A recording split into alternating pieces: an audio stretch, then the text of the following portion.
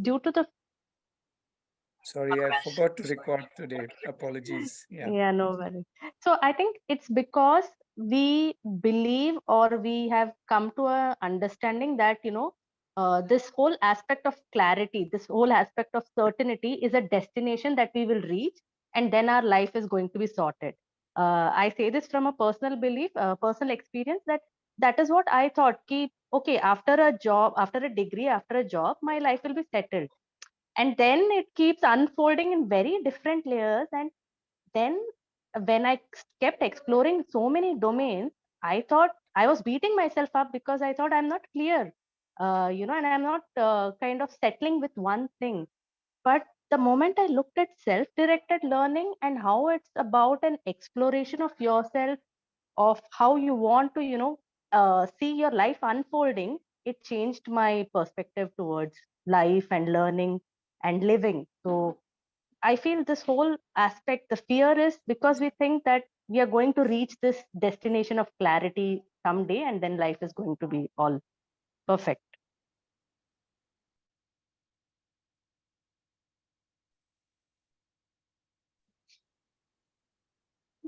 Just adding on to what Kritika was saying,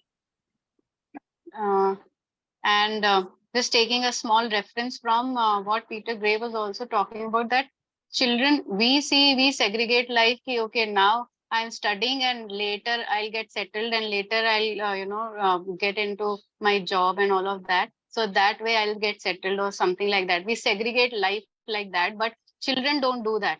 He has taken so many examples, shown so many examples wherein they really don't do that. They start living from very beginning of their lives. Can I add something? Yeah. See, please, this is a very informal. Just one moment, Namrata. Pradeep is also raising hand. Vijay is also, please, guys, don't raise hand and please don't ask it. Can I jump in, man? What is there? Nobody can at least hit you. Go ahead. Okay, so when we ask a question like future security, I think there is a brutal truth which is underlying that security is how much money my child is going to earn. Security is equal to how much money my child will earn when he will be of an age 25 or whatever. So earning money comes from, again, I think not from a degree, but again from a passion. And what I think, when we are raising our children as a homeschooler or as an open learner, if we let them be, I think that passion would automatically come up at some point in time. That is what I think. If you can correct me if I'm wrong somewhere. So if we allow them to be who they are and just keep on observing what their passions are, I think at one point, like we discussed in last few meetings, explore expertise and enterprise, right? So I think that will automatically get converted into those areas. Am I right? Yeah. I was also agree. I mean, I was also going to say something in those lines where most of the fear comes from about how much the kids are going to earn, because this looks like a non-traditional thing. And but as long as they're independent and earning, I think that fear should go away. As long as they're entrepreneurial and they're trying to, I think the unschooling helps in the sense that it will be, if it does this thing. Even I'm very new to this whole concept, so I also have been in the previous calls stressing the fact that the kids have to be independent and entrepreneurial and self sufficient and earning on their own. If it does that, I think that should address most of the fears. So I wanted to add here. So I think this fear of financial independence lies at the basic anxiety of taking your child towards unschooling, or you yourself trying to unschool yourself, your journey. So this is the fundamental. If we had enough data, and let's say if we were talking about the same thing 50 years in future, and if we would have had enough data where a generation of kids have unschooled them and have established themselves and were like, responsible, happy citizens, then this question wouldn't have come.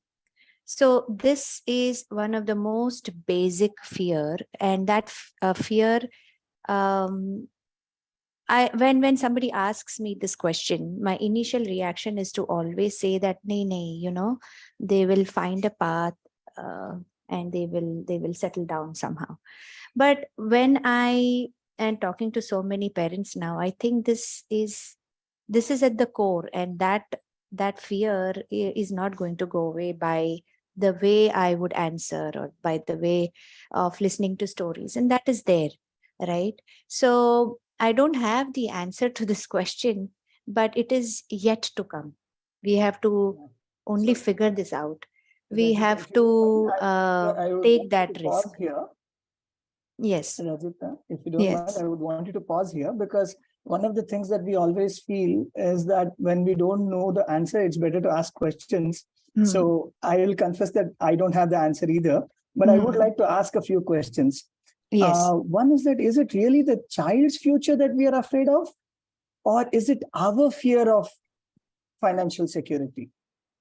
That is something that we all need to ask, because are we really concerned about, I don't know my future in 5 years from now, even 2 years from now.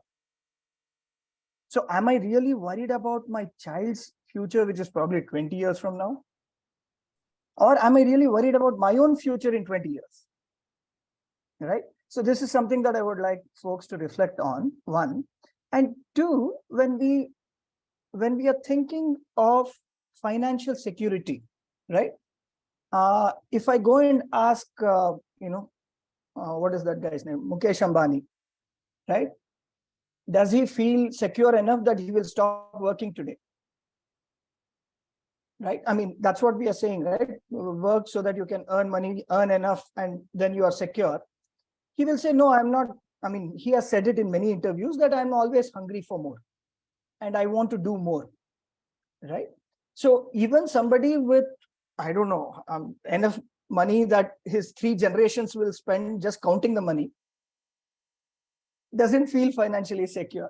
So where do we draw our line saying that this will give me financial security? And I'll be frank about myself. I said, look, if I'm able to feed myself and 2 people around me, I'm financially secure. And that to feed as in cook and feed, not earn the money to feed. Right? So what I'm trying to say here is that we all have to consciously question this paradigm that has been laid down, saying, kuch bhi ho, financial security rehna chahiye. Sure, I agree. Go and ask a person who's living on the street, and you can see that. You just spend some time observing children playing on the street, laborers' children.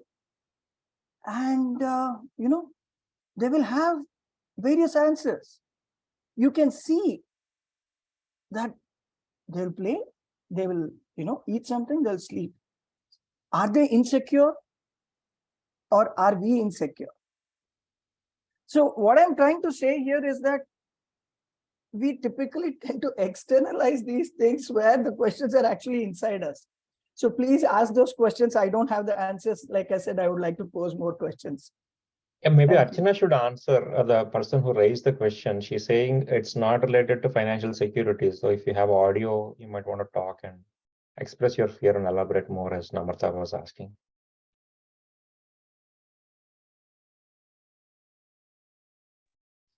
Can I just take the question a little differently? And maybe if we can ask another question on the similar lines of what here she is saying, we are all talking about financial security.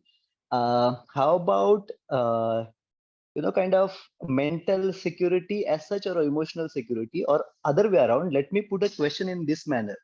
Let's suppose that tomorrow, like, we conduct one experiment in which we have, let's say, 1,000 people, and we tell them that we will give you $1 billion. So you will be secure for life.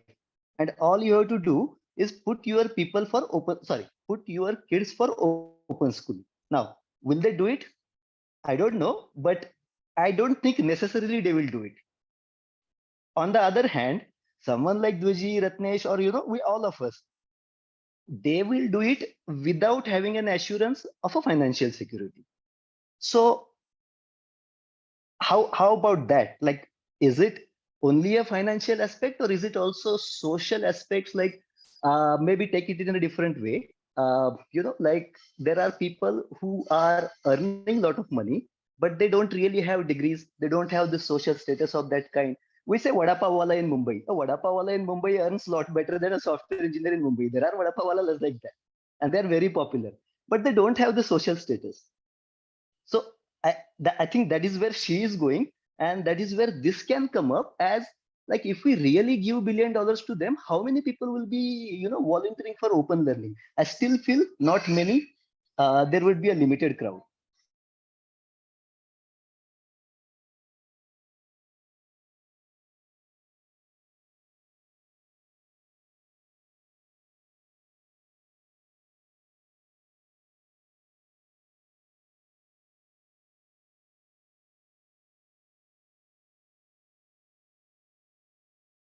If you allow me, I'll put another little worm in the can, if you call it that way. Is that how about using this fear, not eliminating it, not pushing it anywhere, using it in a way to however you want to use it, either to prepare itself for the future, or use this fear to find more possibilities, or using this fear to relax yourself. Why not? Fears can relax me. Well, why not? And so on. We can explore this fear itself. Let's say this fear is there. Fair enough. It's there, right? For whatever reason, it could be financial for somebody. It could be mix of financial, social, emotional. Shadi hogi ki nahi hogi. Whatever. I keep these marriage jokes coming up all the time. So I'm just saying, whatever it is, I'm not trying to deny nor say that fear is wrong. I'm just saying, let's just use this fear. In fact, I would like to ask Peter Gray, how can we use these fears? Not how we can eliminate these fears. Whatever is our context, if fear is there, it is there, period. And there's nothing wrong or right about it. Now let's see where do we channelize its energy? Because fear has a lot of energy. Look at how it makes people run. So that means it has a lot of energy. It has potential energy, and let's use its potential, man. That's what I would look at. And the first person I will ask is my child. Okay, how can we together, or how can you use this potential, whatever, this potential of a fear, or potential of anxiety or concern, or whatever it is. But we would like to be driven by our love, right? Not by fear. I think if I give an analogy, like a car accelerator and a brake, I think love is your accelerator and fear is like a brake. So fear has That's its an purpose. assumption. That's an assumption, Pradeep, that fear can only be seen in a negative way, or in a way that Not it's in a a brake. Way, right? Because you a are brake calling is it very brake. essential to a car. No. But a car doesn't stop without a brake, right? So in that sense, fear as in it's less like a regulation. It's supposed to be there, but only if it is sensible and it is reasonable. See, like suppose stupid fears are there. I mean, people do some stupid things like taking a selfie in front of something. So fear has its purpose, right? So what I'm saying is you should be afraid of certain things, but not everything. So unreasonable fear. We are not generalizing it, Pradeep. So if you are saying that, if the fear is there, fear of future, here we have a specific fear. Okay. I'm not saying we need to drive our life by a fear. I'm saying we can use it. Just like how you are saying, taking your analogy, use the brake. So we can use the fear. Not that we don't have love or passion or interest or whatever joys that we have. I'm not trying to disregard them. I'm only saying that why does we need to only look at what to, in terms of fear as something not wanted, or rather than looking at something that can have. It is not a notion that open learners don't have fears, or school goers don't have fears, or people living in West don't have fears, or people living in East don't have fears. I'm saying there is no difference. We all have in all different ways. I think it's more about uncertainty. I think fear is like the uncertainty, and Yeah, Pradeep, you can but say if that you think you have about some nature, before you take a Pradeep, if you don't decision, you mind. know a few things and you don't know a few things, right? So it's all about the unknown. So if you don't know a few things, it's the uncertainty part of it. But you can't make a decision based on what you don't know, right? You can take a decision Yeah, only we on all what you know. became parents. Didn't you? Who will come? Ratnesh, just 1 second. I mean, just Yeah. taking off on Peter Gray's interpretation and perspective. If you think of evolution, fear has been like a propellant for evolution. It has been the very factor which has the whole fight or flight response, right? That comes out of fear. And if you see basic biology of any species, like any living species, the fear plays a very crucial role in their survival too. So while we can think of fear as a holding back, regulating agent, it is also a propelling agent. And I think that's what Ratnesh is tapping into when he says, let's use fear. Let's not try to overcome fear, but rather let's try to channel that energy. When you're taking the flight route, let's take the flight in a direction which is more informed, rather than just running into the fire rather than away from the fire. But I just wanted to bring back, if we want to move a little further in this conversation, to one of the points that Peter Gray makes, which is that, children are inherently learners. Children learn inherently. And one of my biggest grouse with him is that even adults learn inherently. I mean, why emphasizing this on the child, right? I'm sure that when given a particular opportunity, we observe and we learn.